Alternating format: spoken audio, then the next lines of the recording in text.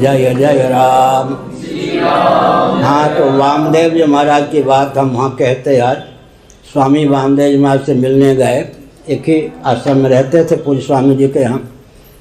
वो एक दिन जैसे कोई आवेश आ जाए ना, जब दांत थे तब चने नहीं, अब चने हैं तो दांत नहीं, 3-4 बार बोले।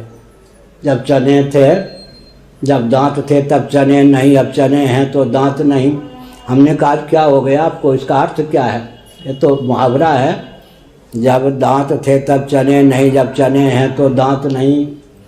बहुत कराहते हुए उन्होंने क्या कहा, जब पूज्य स्वामी करपात्री जी महाराज थे, कभी कभी जब वो आज्ञा देते थे मैं उनको भगवान मानता था, उनकी आज्ञा का पालन कर लेता था राष्ट्र के लिए। लेकिन मन में होता इतने विद्वान महापुरुष, इनको राष्ट्र से क्या लेना देना, राष्ट्र तो कुत्ते की, दुनिया तो कुत्ते की दूम है, लोग कहते हैं ना बाबा लोग। उनकी आज्ञा का पालन तो कर लेता था, लेकिन सोचता था इतने विरक्त विद्वान महापुरुष को राष्ट्र से क्या लेना देना, राष्ट्र से क्या लेना देना। फिर हमने कहा आज क्या ये रट रहे आप, जब दांत थे तब चने नहीं, चने हैं तो दांत नहीं। देखो ये 32 बिंदु हैं, कहीं से कागज आया छपा हुआ। हमने कहा इसमें क्या लिखा, इसमें लिखा है 32 बिंदु में एक बिंदु पाकिस्तान, बांग्लादेश, अरब राष्ट्र कहीं भी गोहत्या बंद हो जाए, हमें कोई सरदर्द नहीं। भारत में हम गोहत्या बंद नहीं होने देंगे, हिंदुओं की आस्था को रौंदे बिना नहीं रहेंगे। 32 फरमान है अमुक तंत्र के द्वारा। अब मैं समझता हूँ कि स्वामी करपात्री जी महाराज कितने दूरदर्शी थे, लेकिन उस समय उनके महत्व को हम विद्या की दृष्टि से जानते थे। राष्ट्र के विप्लव के समय वो काम करते थे तो मन में होता था संतों को क्या लेना देना। अब समझता हूँ कि भारत ही नहीं बचेगा तो संत कहाँ से आएंगे, शिक्षा प्रणाली ही लुप्त हो जाएगी, खान पानी सब विकृत हो जाएंगे। तो इसीलिए हमने संकेत किया कि राष्ट्र को राष्ट्र के रूप में उद्भाषित करने के लिए कम से कम, कल भी मैंने यही वक्तव्य को विराम दिया था, हर हिंदू परिवार से 1 रुपया 1 घंटा रोज निकले, मुझे मत दीजिएगा, मैं कहीं मांगता उंगता नहीं, भगवान देते हैं तो कोई भूखा नहीं रहता। और आश्रम में 10 बार कोई घूमे तो भी कहाँ देना चाहिए उसको ढूंढना पड़ता। आइए आइए कुछ दीजिए, भेंट कीजिए, कुछ नहीं कोई कहने वाला होता, एकदम सब मस्त मौला होकर रहते, एकदम विरक्त होके भगवान देते हैं। लेकिन हमने संकेत किया, क्या संकेत किया, यह संकेत किया कि परिस्थिति यह है, पूरा हिंदू निगल लिए जाएं, खा लिए जाएं, इनका कुछ न बचे, व्यापक अभियान है। इस परिस्थिति में एक काम आप लोग कीजिए, मठ मंदिर को केंद्र बनाकर, कल भी मैंने कहा था, एक हिंदू परिवार से औसतन 1 रुपया रोज निकले, 1 घंटा रोज निकले, अपने क्षेत्र को हर प्रकार से सुरक्षित। अभी देखिए रूस का आक्रमण हो रहा है, अखबार पर ये देवियों ने गन पकड़ लिया, हम अपने देश की स्वाधीनता को नष्ट नहीं होने देंगे, मर जाएंगे, लेकिन पकड़ लिया। चित्र देखा है, स्त्रियों ने फिर गन पकड़ लिया। वो दिन भारत में भी आने वाला है, इसलिए सैन्य प्रशिक्षण हमने 30 साल पहले कहना शुरू किया था, हर हिंदू सेना हो, हर हिंदू सनातनी हो, सैन्य प्रशिक्षण होना चाहिए। संविधान की सीमा में जितना प्रशिक्षण हो, झांसी की रानी ब्राह्मण घर में की थी या नहीं, नाना के घर में रहकर उसने अस्त्र शस्त्र का प्रशिक्षण किया था।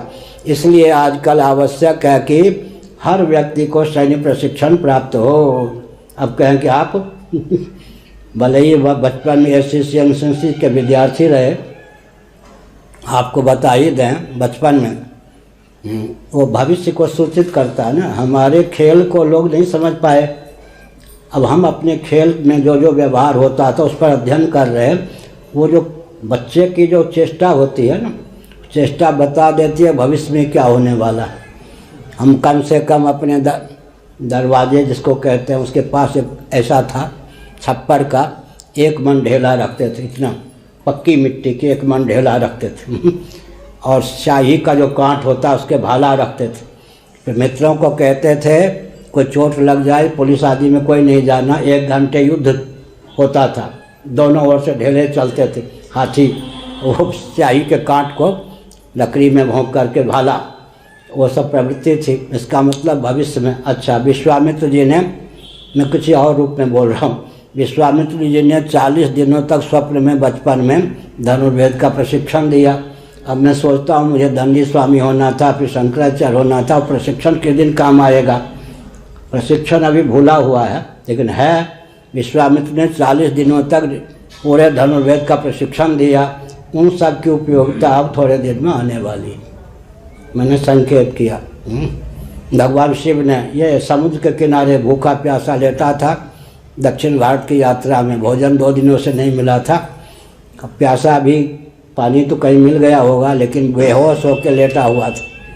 वहीं फिर तीसरा नेत्र भगवान शिव ने दिया। रात भर तीसरा नेत्र था। ब्रह्मोत्त उन्होंने कहा मैं ले लेता हूँ, समय आने पर दूंगा, उसका भी उपयोग होना। हमने संकेत किया कि सैन्य प्रशिक्षण होना चाहिए। अभी जो आने वाला भविष्य है वो बहुत विचित्र है, इसलिए जो अभी थाम लिया ना रूस के विरोध में, देवियों ने भी अस्त्र शस्त्र, ये नहीं कि उसका प्रयोग आपस में ही करें। पहले मिलिट्री वाले साथी को मार देते, फिर मर जाते हैं स्वयं। अभी आए अखबार में, ऐसा नहीं, लेकिन हमने संकेत किया कि सैन्य प्रशिक्षण अनिवार्य होना चाहिए। भारतीय संविधान की सीमा में जितना सैन्य प्रशिक्षण होना चाहिए, अपनी बेटी को भी दीजिए, अपने बेटे पोते आदि को भी दीजिए। व्यायाम करवाइए, गद्दे पर व्यायाम मत करवाइए। आजकल जो व्यायाम होता है, कुश्ती होती है, ग्रामीण मल्लशाला पाठशाला, किन्होंने लिखा, मालवीय जी ने।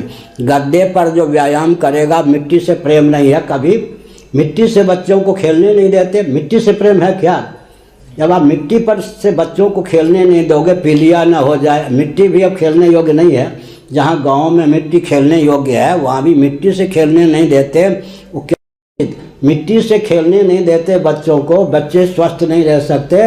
और समझ लीजिए कि मिट्टी के भारत की धरती को कभी हो ही नहीं सकती। गद्दे पर जो व्यायाम सीखेगा, वो कभी वो व्यायाम भारत के काम आएगा तो आपस में एक बस रुपया सुनने का काम आएगा। हमने संकेत किया कि सैन्य प्रशिक्षण होना चाहिए, अभी भविष्य में वो काम देगा।